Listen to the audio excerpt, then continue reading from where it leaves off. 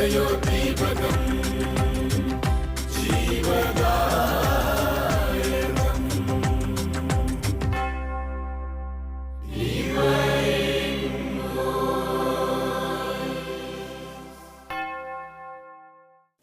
മിശിഹായ്ക്ക് സ്തുതിയായിരിക്കട്ടെ.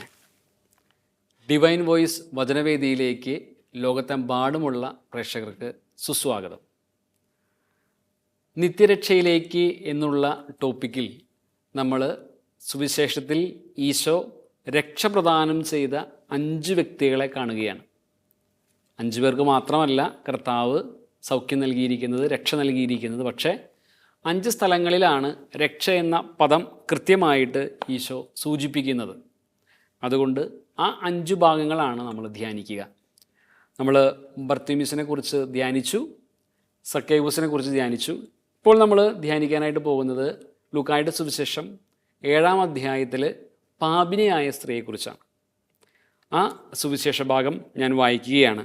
36 മുതൽ 38 വരെയും അതിനുശേഷം 48 മുതലുള്ള വാക്യങ്ങളാണ് നമ്മൾ വായിക്കുക. ലൂക്കായുടെ സുവിശേഷം 7-ാം അധ്യായം 36 മുതലുള്ള വാക്യങ്ങൾ. ഫരിസയരിൽ ഒരുവൻ തന്നോടൊത്ത് ഭക്ഷണം കഴിക്കാൻ അവനെ ക്ഷണിച്ചു.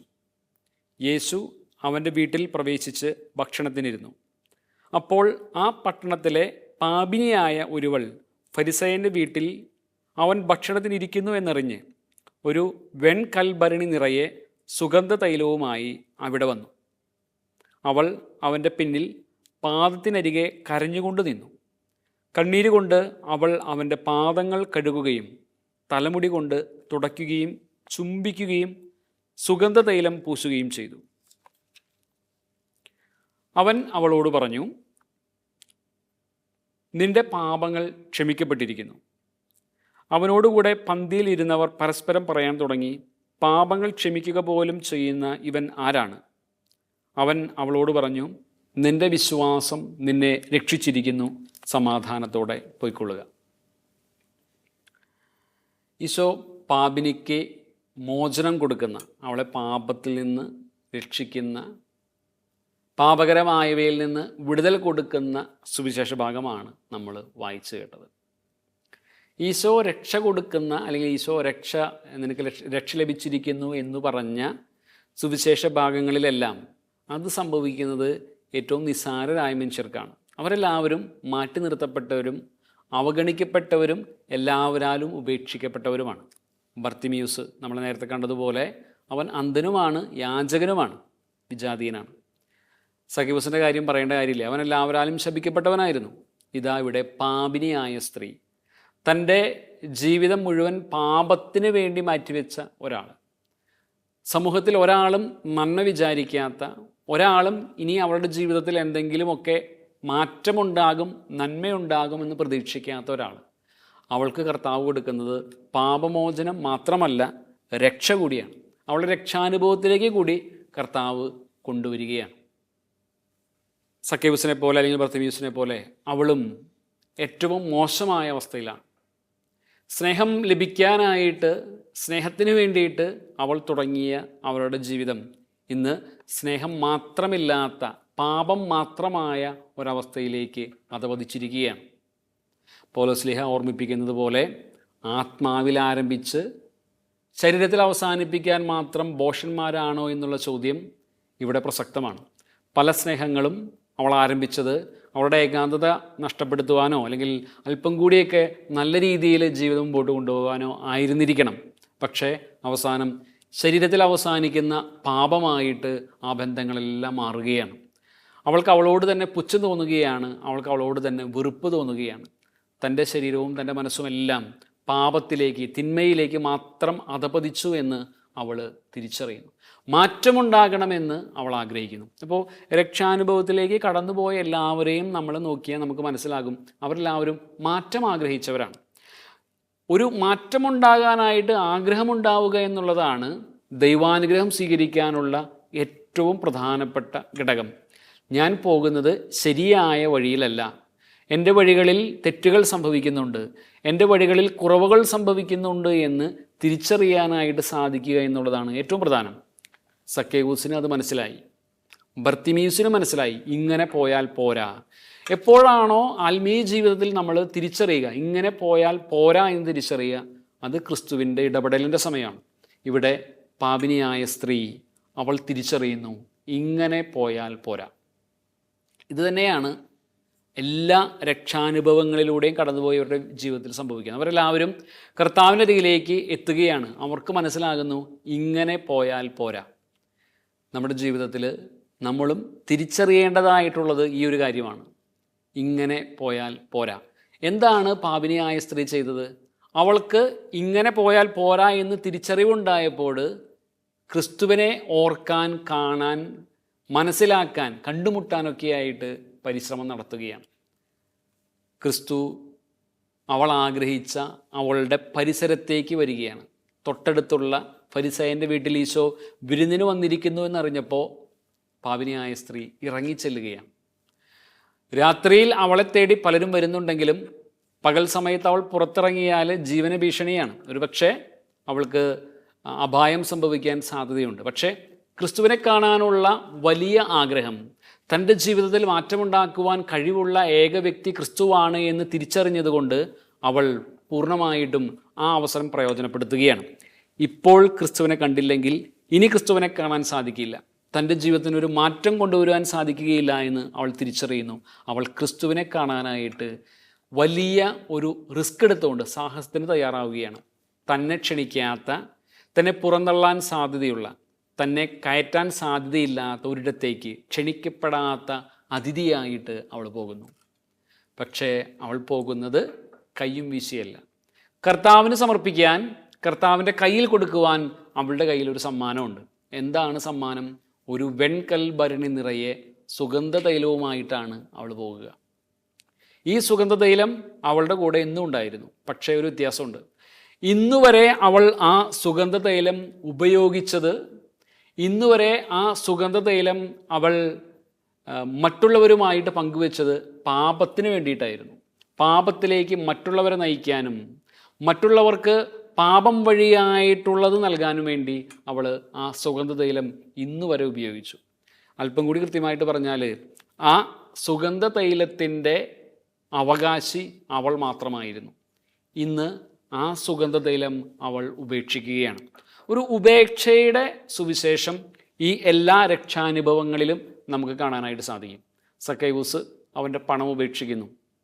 ബർത്തിമിയൂസ് അവൻ്റെ പുറങ്കുപ്പായ ഉപേക്ഷിക്കുന്നു. ഇവിടെ പാപിനിയായ സ്ത്രീത വെൺകൽഭരണി നിറയെ സുഗന്ധതൈലം ഉപേക്ഷിക്കുകയാണ്. എന്താണോ തൻ്റെ ജീവിതത്തോട് ചേർന്ന് നിന്നിരുന്നത് അതിനെയാണ് അവൾ ഉപേക്ഷിക്കുക. ആ സുഗന്ധതൈലം പ്രതിനിധാനം ചെയ്യുന്നത് അവളുടെ പാപകരമായ ജീവിതമാണ്. സക്കേവൂസ് ഉപേക്ഷിച്ച് പണം പ്രതിനിധാനം ചെയ്യുന്നത് അവൻ്റെ സമ്പത്തിനോടുള്ള ആർത്തിയാണ്. ബർത്തിമീസിൻ്റെ പുറങ്കുപ്പായം പ്രതിനിധാനം ചെയ്യുന്നത് അവൻ്റെ അപകടകരമായ, ആർക്കും ഒന്നും ചെയ്യാൻ സാധിക്കാത്ത, എല്ലാവരും ഉപേക്ഷിക്കപ്പെട്ട ജീവിതാവസ്ഥയാണ് പ്രതിനിധാനം ചെയ്യുക. ഇവിടെ പാപിനി ഇന്ന് വരെ പാപത്തിന് വേണ്ടി മാത്രം, തനിക്ക് വേണ്ടി മാത്രം നീക്കിവെക്കപ്പെട്ട ആ വെൺകൽ ഭരണി കർത്താവിൻ്റെ പാദത്തിങ്കൽ ഉപേക്ഷിക്കാനായിട്ട് തയ്യാറാകുന്നു. അതുമായിട്ടാണ് അവൾ ക്രിസ്തുവിനെ കാണാനായിട്ട് പോകുന്നത്. അവൾ ക്രിസ്തുവിൻ്റെ അരികിലെത്തിക്കഴിയുമ്പോൾ എന്താണ് ചെയ്തതെന്ന് കൃത്യമായിട്ട് സുവിശേഷകൻ പറയുന്നുണ്ട്. അവൾ അവൻ്റെ പിന്നിൽ പാദത്തിനരികെ കരഞ്ഞുകൊണ്ട് നിന്നു. ക്രിസ്തുവിനെ കണ്ട മാത്രയിൽ അവളിൽ വലിയ മാറ്റമുണ്ടാവുകയാണ്. അവൾ കരയുകയാണ്. പത്രോസ് ക്രിസ്തുവിനെ കണ്ടുമുട്ടിയപ്പോൾ കർത്താവിനോട് പത്രോസ് ഏറ്റുപറയുന്നൊരു കാര്യമുണ്ട്. കർത്താവേ, ഞാൻ പാപിയാണ്, എന്നിൽ നിന്ന് അകന്നു പോകണമേ എന്ന്. ഇതൊരു സ്ഥിരമായ ശൈലിയാണ്. കർത്താവിനെ തിരിച്ചറിയുന്നവർ, കണ്ടുമുട്ടുന്നവരെല്ലാവരും കർത്താവിൻ്റെ വലിയ മഹിമ മനസ്സിലാക്കുമ്പോൾ തങ്ങൾ എത്രമാത്രം നിസ്സാരരാണെന്ന് തിരിച്ചറിഞ്ഞ് അതിൽ സങ്കടപ്പെടുന്നുണ്ട്. പത്രോസ് പറഞ്ഞതുപോലെ തന്നെയാണ് ഇവിടെ പാപിനിയായ സ്ത്രീയുടെ ഹൃദയത്തിലൂടെയും ചിന്തകൾ കടന്നു പോകുന്നത്. താൻ എത്രമാത്രം മോശപ്പെട്ടവളാണ്, ഇത്രമാത്രം മോശമായ അവസ്ഥയിലൂടെ കടന്നു പോകുന്ന തനിക്ക് എങ്ങനെയാണ് ഇത്രമാത്രം വലിയവനായ ഒരുവൻ്റെ മുമ്പിൽ നിൽക്കാനായിട്ട് സാധിക്കുക എന്നുള്ള ചിന്ത. താൻ എത്രമാത്രം മോശമായ തിന്മയുടെ വലിയ അന്ധകാരത്തിലാണ്, ചങ്ങലകൾ കൊണ്ടാണ് ബന്ധിക്കപ്പെട്ടിരിക്കുന്നത് എന്ന് തിരിച്ചറിയുന്ന അവളുടെ ആ അവസ്ഥയോർത്ത് സങ്കടപ്പെട്ട് കരയുകയാണ്. കരയുകയല്ലാതെ മറ്റെന്ത് ചെയ്യാനാണ് അവൾക്ക് സാധിക്കുക? ഒരു കുഞ്ഞ് തനിക്ക് പറ്റിയ തെറ്റിനെ ഓർത്ത് തൻ്റെ മാതാപിതാക്കളുടെ അടുത്ത് വന്ന് സങ്കടപ്പെട്ട് കരയുന്നത് പോലെ പാപിനിയായ സ്ത്രീ ക്രിസ്തുവിൻ്റെ മുമ്പിൽ അവളുടെ ഹൃദയം വായിക്കാൻ സാധിക്കുന്ന ഏക വ്യക്തി എന്ന നിലയിൽ ക്രിസ്തുവിൻ്റെ മുമ്പിൽ അവളെ തന്നെ സമർപ്പിച്ചുകൊണ്ട് കരയുകയാണ്. മറ്റൊന്നും അവൾക്ക് പറയാനില്ല. തെറ്റുപറ്റിപ്പോയി എന്ന് പറയുന്നില്ല, അവളുടെ ഭാഗത്തെ ന്യായീകരിക്കുന്നില്ല, അവൾ വാഗ്ദാനങ്ങളൊന്നും നൽകുന്നില്ല. അവൾ നിശബ്ദമായിട്ട് കരയുകയാണ്. അതെ, കർത്താവിന് ആ കരച്ചിലിൻ്റെ ആഴവും പരപ്പും മനസ്സിലാക്കാനായിട്ട് സാധിക്കും. ആരെക്കാളും കൂടുതലായിട്ട് ആ സങ്കടം കർത്താവിന് തിരിച്ചറിയാനായിട്ട് സാധിക്കും. കാരണം അവിടെ നിന്ന് കരയുന്നത് അവൻ്റെ മകളാണ്, ദൈവത്തിൻ്റെ മകളാണ് അവിടെ നിന്ന് കരയുക. ഇനി തൻ്റെ ജീവിതത്തിന് മാറ്റമുണ്ടാകണമെന്നുള്ള വലിയ ആഗ്രഹം അവളിൽ മറ്റു ചില കാര്യങ്ങൾ ചെയ്യാനായിട്ട് പ്രേരിപ്പിക്കുകയാണ്. എന്താണ് അവൾ ചെയ്യുന്നത്? അവൾ കർത്താവിൻ്റെ പാദം തൻ്റെ കണ്ണുനീര് കൊണ്ട് കഴുകിയെന്നും തലമുടി കൊണ്ട് അത് തുടച്ചെന്നും അതിൽ സുഗന്ധതൈലം പൂശിയെന്നും അവിടെ ചുംബിച്ചെന്നുമാണ് 38-ാമത്തെ വചനത്തിൽ ലൂക്കാസ് സുവിശേഷകൻ പറയുക. അവൾ അവളുടെ കണ്ണുനീര് കൊണ്ട് പാദങ്ങൾ കഴുകി. എത്രമാത്രം ആഴത്തിൽ അവൾ സങ്കടപ്പെട്ടിട്ടുണ്ടാകാം, എത്രമാത്രം നൈരാശ്യത്തോടെ, അതിലുപരിയായിട്ട് വേദനയോടെ അവൾ കരഞ്ഞിട്ടുണ്ടാകും. അത്രമാത്രം കരഞ്ഞ് കണ്ണുനീര് മുഴുവൻ കർത്താവിൻ്റെ പാദത്തിൽ വീഴുകയാണ്. പാദത്തിൽ വീണ കണ്ണുനീര് തുടച്ചു മാറ്റുക എന്നുള്ളത് ഒരു കർത്തവ്യമായിട്ട് അവൾ തിരിച്ചറിയുന്നു. അവൾക്ക് തുടച്ചു മാറ്റാനായിട്ട് മറ്റൊന്നുമില്ല. അവൾ അവളുടെ കാർക്കൂന്തൽ കൊണ്ട് കർത്താവിൻ്റെ പാദങ്ങൾ തുടയ്ക്കുകയാണ്. കുമാരനാശാൻ്റെ കരുണയെന്ന കവിതയിലെ ഒരു ഭാഗമാണ് ഓർമ്മ വരിക. ഉത്തരമധുരാപുരിയിലെ ഗണികയായിരുന്നു വാസവദത്ത. അവൾ പലപ്പോഴും അവിടെയുള്ള ബുദ്ധഭിക്ഷുവിനെ പ്രലോഭിപ്പിക്കാനായിട്ട് ശ്രമിക്കുന്നുണ്ട്. അവൻ്റെ അടുത്തേക്ക് ആളെ അയക്കുന്നുണ്ട്. പക്ഷെ എല്ലായ്പ്പോഴും സമയമായില്ല എന്ന് പറഞ്ഞുകൊണ്ട് തോഴിയെ അവൻ ഉപഗുപ്തൻ തിരിച്ചയക്കുകയാണ്. അവസാനം വലിയ തെറ്റുപറ്റി കരചരണങ്ങൾ ഛേദിച്ച് ചുടുകാട്ടിൽ കിടക്കുന്ന വാസവദത്തയുടെ അടുത്തേക്ക് ഉപഗുപ്തൻ വരികയാണ്. പിന്നെ അവൾ അവിടെ വെച്ച് ഉപഗുപ്തനോട് സങ്കടപ്പെടുന്നുണ്ട്. ഈ നിമിഷമാണോ വരാനായിട്ട് തോന്നിയത്? ഇത്രയും കാലം ഞാൻ പൂർണ്ണ ആരോഗ്യത്തോടെ സന്തോഷത്തോടെ സൗന്ദര്യവതിയായിട്ടിരുന്നപ്പോൾ നീ വന്നില്ല, ഇപ്പോൾ ഇനി എന്ത് കാണാനാണ് വന്നതെന്നൊക്കെ ചോദിച്ച് അവൾ സങ്കടപ്പെടുന്നുണ്ട്. ഇവിടെ സമാനമായ എന്നാൽ തീർത്തും വ്യത്യസ്തമായ ഒരു എൻഡാണ് സംഭവിക്കുക. അവിടെ വാസവദത്തയുടെ മരണമാണ് സംഭവിച്ചതെങ്കിൽ ഇവിടെ പാപിനിയായ സ്ത്രീ നിത്യജീവിതത്തിലേക്ക് പ്രവേശിക്കുകയാണ്. എല്ലാ പ്രതീക്ഷകളും നഷ്ടപ്പെട്ട അവൾ ഇനി തൻ്റെ ജീവിതത്തിൽ ഒന്നും നേടിയെടുക്കാനില്ല എന്ന് തിരിച്ചറിഞ്ഞ് കർത്താവിൻ്റെ മുമ്പിൽ വന്ന് സങ്കടപ്പെടുകയാണ്, കരയുകയാണ്. അവളെ സംബന്ധിച്ചിടത്തോളം മുടി എന്നത്, ഏതൊരു സ്ത്രീയെ സംബന്ധിച്ചിടത്തോളം മുടി എന്നത് വളരെ പ്രധാനപ്പെട്ട സൗന്ദര്യത്തിൻ്റെ ഭാഗമാണ്. ഇവിടെ പ്രത്യേകിച്ച് നമ്മുടെ പാപിനിയായ സ്ത്രീക്ക് മുടി എന്നത് വളരെ പ്രധാനപ്പെട്ട സൗന്ദര്യത്തിൻ്റെ ഭാഗമായ ഒരു സാധനമാണ്. പക്ഷേ അവൾ ആ മുടിയെ പഴുന്തുണിയായിട്ട്, ഏറ്റവും മോശപ്പെട്ട തുണിയായിട്ട് കണക്കാക്കുകയാണ്. കാരണം സാധാരണ നമ്മൾ മോശപ്പെട്ട തുണി കൊണ്ടാണല്ലോ ചെളി തുടയ്ക്കുക, വൃത്തിയാക്കുക. ഇവിടെ കർത്താവിൻ്റെ പാദത്തിലുള്ള ചെളി വൃത്തിയാക്കുവാൻ അവളുടെ മുടി ഉപയോഗിക്കുകയാണ്. അതായത് ഇന്ന് വരെ ഏറ്റവും ശ്രേഷ്ഠമായിട്ട് കണ്ടിരുന്ന അവളുടെ കേശഭാരം അവൾ ഇന്ന് പഴുന്തുണിയാക്കി മാറ്റി. അവളുടെ അഭിരുചിയിൽ വന്ന മാറ്റമാണ് നമുക്ക് കാണാനായിട്ട് സാധിക്കും. ഇന്ന് വരെ തൻ്റെ ശരീരവും തൻ്റെ ആരോഗ്യവുമെല്ലാം ഏറ്റവും പ്രധാനപ്പെട്ടതായിട്ട് കണ്ടിരുന്ന പാപിനിയായ സ്ത്രീ ഇപ്പോൾ മുതൽ തൻ്റെ ശരീരവും തൻ്റെ സമ്പത്തും തൻ്റെ ആരോഗ്യവും തൻ്റെ സൗന്ദര്യവും എല്ലാം ഏറ്റവും നിസാരമാണ് എന്ന് തിരിച്ചറിയുകയാണ്. അവൾ അത് ക്രിസ്തുവിൻ്റെ പാദങ്ങളിൽ സമർപ്പിക്കുകയാണ്.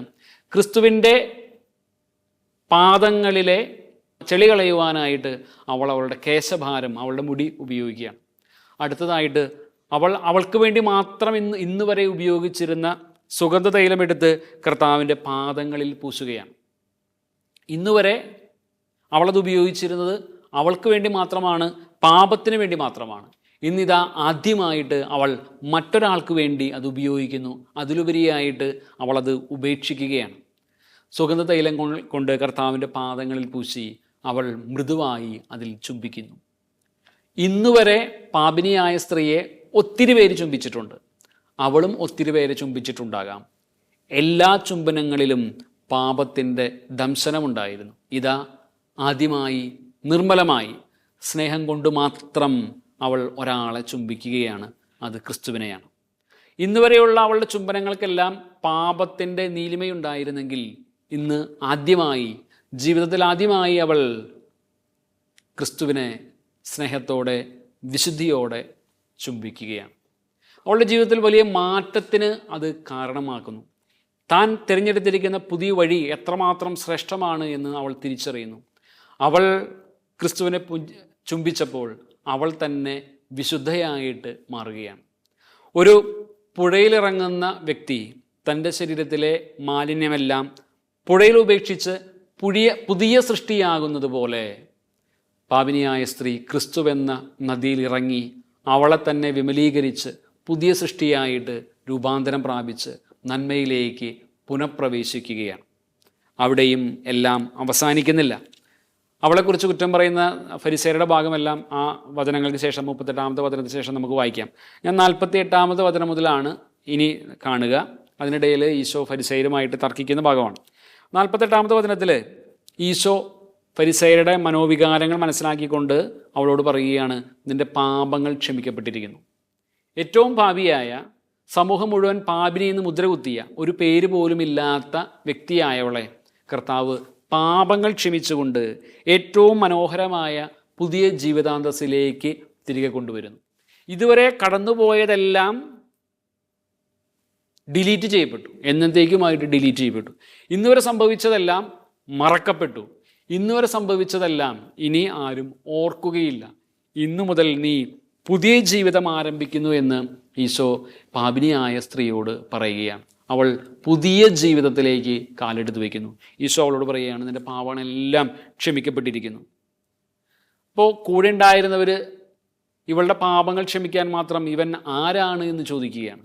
കർത്താവിൻ്റെ പാപങ്ങൾ ക്ഷമിക്കാനുള്ള കഴിവിനെക്കുറിച്ച് അജ്ഞരായിരുന്ന പന്തിയിലുണ്ടായിരുന്നവർ അതിനെക്കുറിച്ച് ചോദ്യങ്ങൾ ഉന്നയിക്കുമ്പോൾ ഈശോ അവരുടെ മുമ്പിൽ വെച്ച് തന്നെ അവളോട് പറയുന്നു, നിൻ്റെ വിശ്വാസം നിന്നെ രക്ഷിച്ചിരിക്കുന്നു, സമാധാനത്തോടെ പോവുക.